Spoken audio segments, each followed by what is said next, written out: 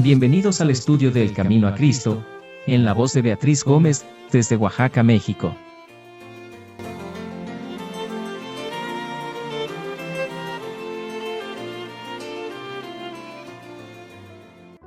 El Camino a Cristo, capítulo 3. Un poder misterioso que convence. ¿Cómo se justificará el hombre con Dios? ¿Cómo será justo el pecador? Solo por intermedio de Cristo podemos ser puestos en armonía con Dios y con la santidad. Pero, ¿cómo debemos ir a Cristo? Muchos formulan hoy la misma pregunta que hizo la multitud el día de Pentecostés. Cuando, convencida de pecado, exclamó: ¿qué haremos? La primera palabra de la contestación del apóstol Pedro fue: arrepentíos. Poco después, en otra ocasión, dijo: arrepentíos pues y volveos a Dios, para que sean borrados vuestros pecados. El arrepentimiento comprende tristeza por el pecado y abandono del mismo. No renunciamos al pecado a menos que veamos su pecaminosidad. Mientras no lo repudiemos de corazón, no habrá cambio real en nuestra vida. Muchos no entienden la naturaleza verdadera del arrepentimiento. Muchas personas se entristecen por haber pecado y aún se reforman exteriormente porque temen que su mala vida les acarree sufrimientos. Pero esto no es arrepentimiento en el sentido bíblico. Lamentan el dolor más bien que el pecado. Tal fue el pesar de Esaú cuando vio que había perdido su primogenitura para siempre.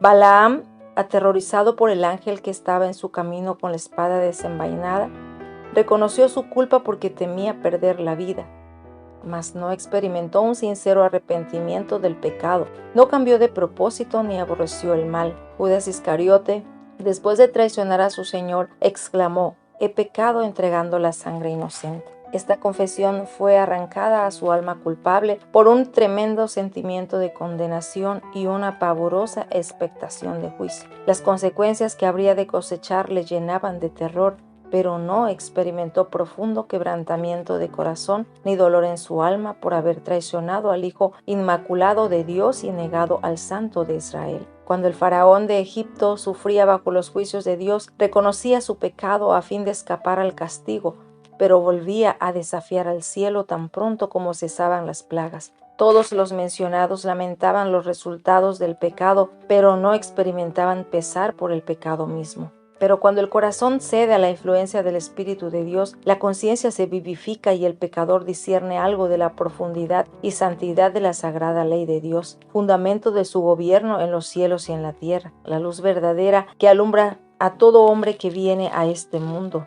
Ilumina las cámaras secretas del alma y quedan reveladas las cosas ocultas. La convicción se posesiona de la mente y del corazón. El pecador reconoce entonces la justicia de Jehová y siente terror de aparecer en su iniquidad e impureza delante del que escudriña los corazones. Ve el amor de Dios, la belleza de la santidad y el gozo de la pureza. Ansía ser purificado y restituido a la comunión del cielo. La oración de David, después de su caída, ilustra la naturaleza del verdadero dolor por el pecado. Su arrepentimiento fue sincero y profundo. No se esforzó él por atenuar su culpa y su oración no fue inspirada por el deseo de escapar al juicio que le amenazaba. David veía la enormidad de su transgresión y la contaminación de su alma. Aborrecía su pecado. No solo pidió perdón, sino también que su corazón fuese purificado.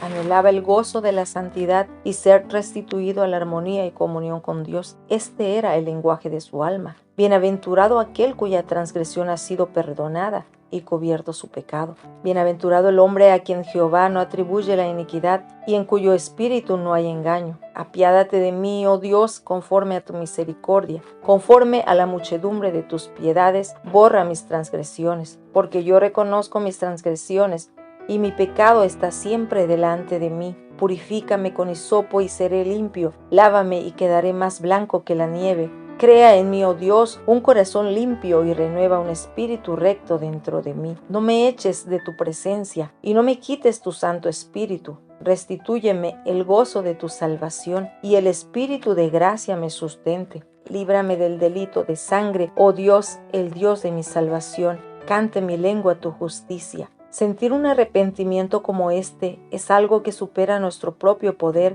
Se lo obtiene únicamente de Cristo quien ascendió a lo alto y dio dones a los hombres. Precisamente en este punto es donde muchos yerran y por ello no reciben la ayuda que Cristo quiere darles. Piensan que no pueden ir a Cristo a menos que se arrepientan primero y que el arrepentimiento los prepara para que sus pecados les sean perdonados. Es verdad que el arrepentimiento precede al perdón de los pecados, porque es únicamente el corazón quebrantado y contrito el que siente la necesidad de un Salvador. Pero para poder ir al Señor Jesús, ¿debe el pecador esperar hasta que se haya arrepentido? ¿Debe hacerse del arrepentimiento un obstáculo entre el pecador y el Salvador?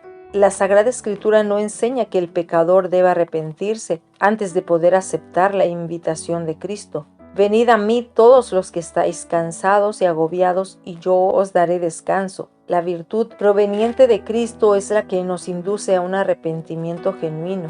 El apóstol Pedro presentó el asunto de una manera muy clara cuando dijo a los israelitas: a este Dios le ensalzó con su diestra para ser príncipe y salvador, a fin de dar arrepentimiento a Israel y remisión de pecados. Tan imposible es arrepentirse si el Espíritu de Cristo no despierta la conciencia como lo es obtener el perdón sin Cristo. Él es la fuente de todo buen impulso. Es el único que puede implantar en el corazón enemistad contra el pecado. Todo deseo de verdad y pureza, toda convicción de nuestra propia pecaminosidad, evidencian que su Espíritu está obrando en nuestro corazón. Jesús dijo: yo, si fuere levantado en alto de sobre la tierra, a todos los atraeré a mí mismo. Cristo debe ser revelado al pecador como el Salvador que murió por los pecados del mundo, y mientras contemplamos al Cordero de Dios sobre la cruz del Calvario, el misterio de la redención comienza a revelarse a nuestra mente y la bondad de Dios nos guía al arrepentimiento.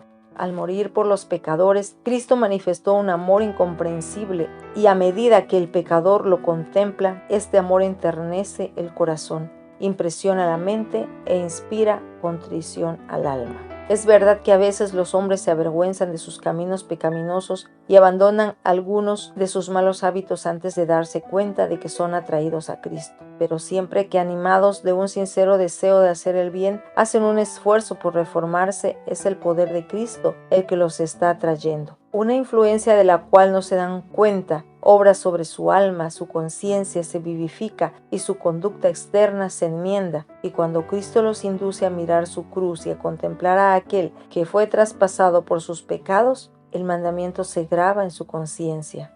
Les es revelada la maldad de su vida, el pecado profundamente arraigado en su alma. Comienzan a entender algo de la justicia de Cristo y exclaman: ¿qué es el pecado para que haya exigido tal sacrificio por la redención de su víctima? ¿Fueron necesarios todo este amor, todo este sufrimiento, toda esta humillación para que no pereciéramos, sino que tuviésemos vida eterna? El pecador puede resistir a este amor, puede rehusar ser atraído a Cristo, pero si no se resiste, será atraído a Jesús. El conocimiento del plan de la salvación le guiará al pie de la cruz, arrepentido de sus pecados, los cuales causaron los sufrimientos del amado Hijo de Dios. La misma inteligencia divina que obra en las cosas de la naturaleza habla al corazón de los hombres y crea en él un deseo indecible de algo que no tienen. Las cosas del mundo no pueden satisfacer su ansia. El Espíritu de Dios les suplica que busquen las únicas cosas que pueden dar paz y descanso, la gracia de Cristo y el gozo de la santidad. Por medio de influencias visibles e invisibles, nuestro Salvador está constantemente obrando para atraer el corazón de los hombres y llevarlos de los vanos placeres del pecado a las bendiciones infinitas que pueden obtener de él. A todas esas almas que procuran vanamente beber en las cisternas rotas de este mundo, se dirige el mensaje divino: el que tiene sed, venga; el que quiera, tome del agua de la vida de balde. Vosotros, en cuyo corazón existe el anhelo de algo mejor que cuanto este mundo pueda dar, reconoced en este deseo la voz de Dios que habla a vuestra alma. Pedidle que os dé arrepentimiento, que os revele a Cristo en su amor infinito y en su pureza absoluta. En la vida del Salvador fueron perfectamente ejemplificados los principios de la ley de Dios: el amor a Dios y al hombre.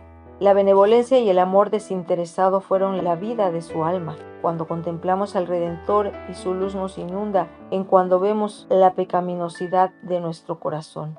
Como Nicodemo, podemos lisonjearnos de que nuestra vida ha sido íntegra, de que nuestro carácter moral es correcto y pensar que no necesitamos humillar nuestro corazón delante de Dios como el pecador común. Pero cuando la luz de Cristo resplandezca en nuestra alma, veremos cuán impuros somos. Discerniremos el egoísmo de nuestros motivos y la enemistad contra Dios que han manchado todos los actos de nuestra vida. Entonces conoceremos que nuestra propia justicia es en verdad como trapos de inmundicia y que solamente la sangre de Cristo puede limpiarnos de la contaminación del pecado y renovar nuestro corazón a la semejanza del Señor. Un rayo de la gloria de Dios, una vislumbre de la pureza de Cristo que penetra en el alma, hace dolorosamente visible toda mancha de pecado y descubre la deformidad y los defectos del carácter humano. Hace patentes los deseos profanos, la incredulidad del corazón y la impureza de los labios.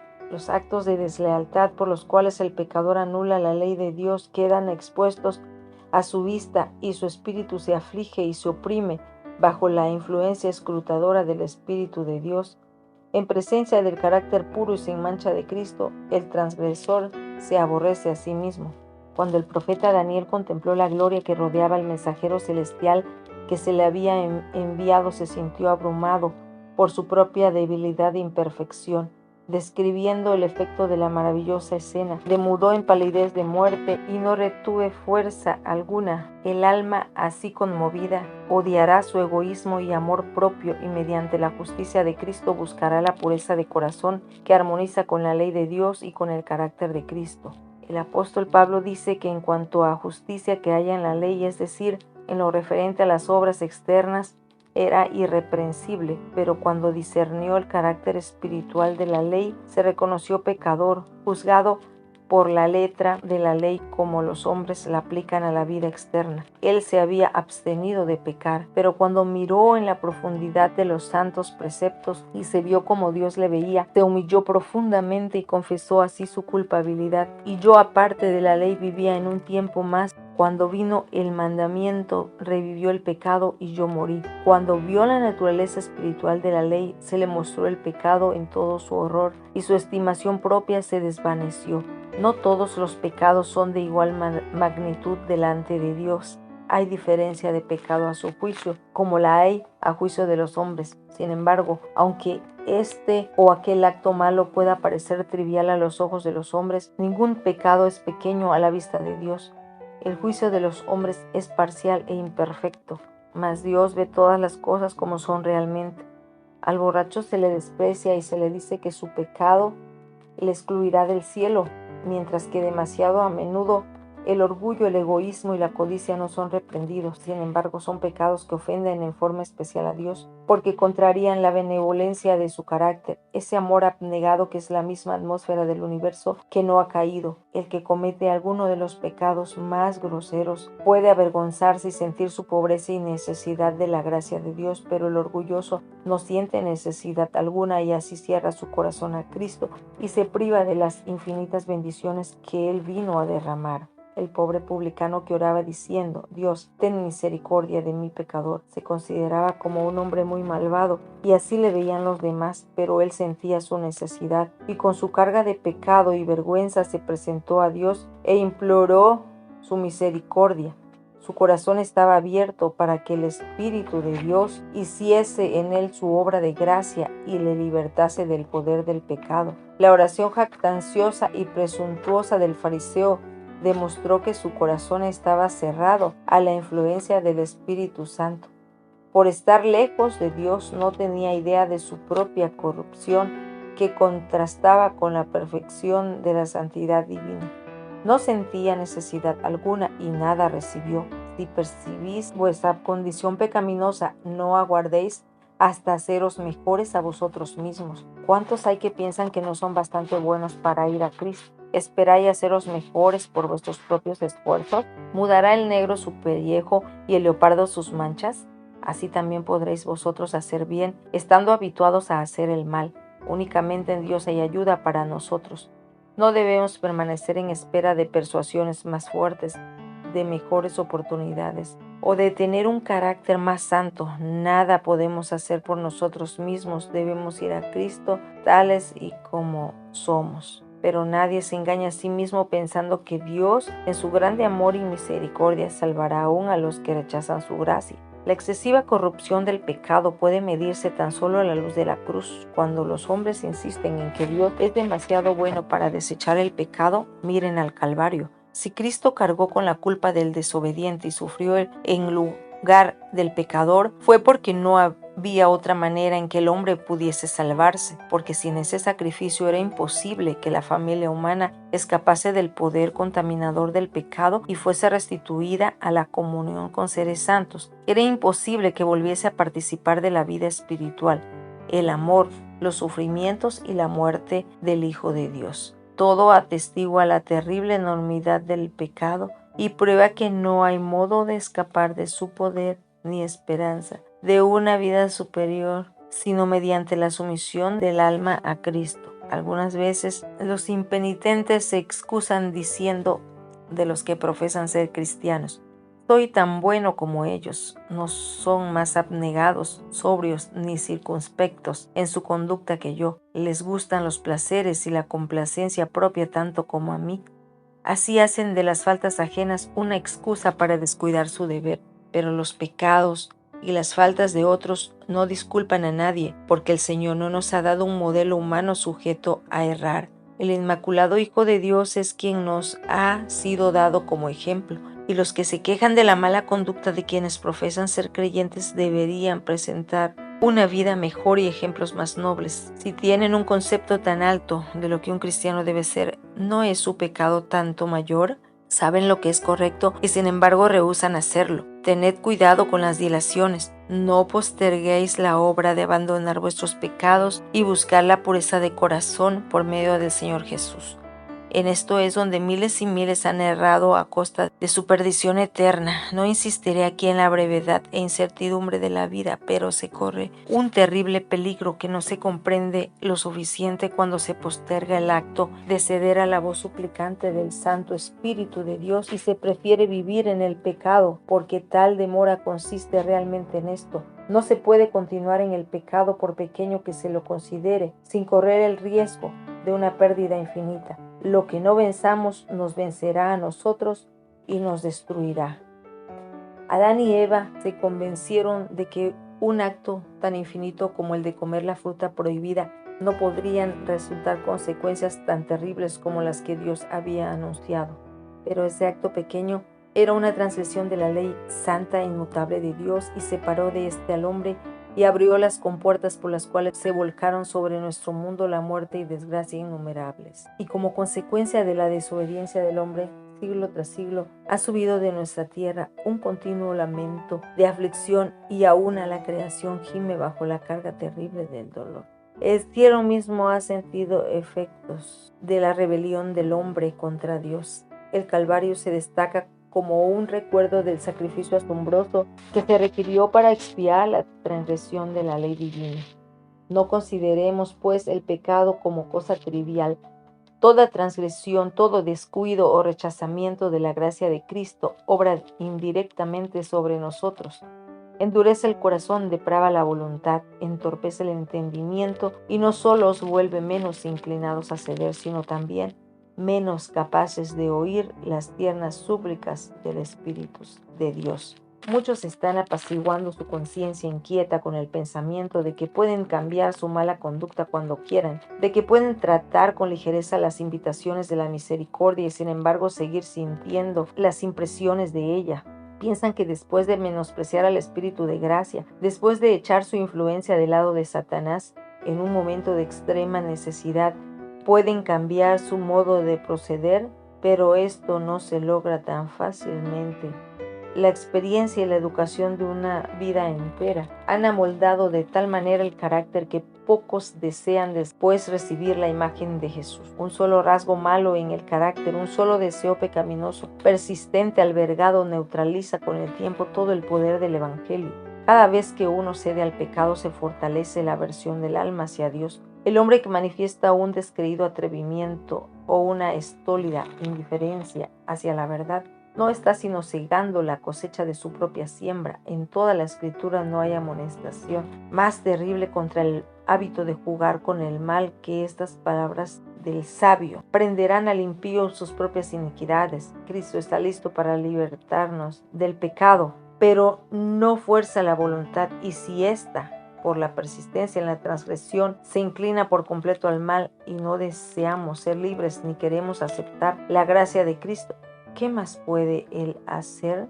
Al rechazar deliberadamente su amor, hemos labrado nuestra propia destrucción. He aquí ahora es el tiempo acepto, he aquí ahora es el día de salvación. Hoy, si oyereis su voz, no endurezcáis vuestros corazones. El hombre ve lo que aparece, mas el Señor ve el corazón. El corazón humano, con sus encontradas emociones de gozo y de tristeza, el extraviado y caprichoso corazón, morada de tanta impureza y engaño. El Señor conoce sus motivos, sus mismos intentos y designios. Id a Él con vuestra alma manchada, tal cual está, como el salmista. Abrid sus cámaras al ojo que todo lo ve, exclamando: escudriñame, oh Dios, y conoce mi corazón, ensáyame y conoce mis pensamientos, y ve si hay en mí algún camino malo, y guíame en el camino eterno. Muchos aceptan una religión intelectual, una forma de santidad, sin que el corazón esté limpio. Sea vuestra oración: crea en mí, oh Dios, un corazón limpio, y renueva un espíritu recto dentro de mí. Sed leales con vuestra propia alma.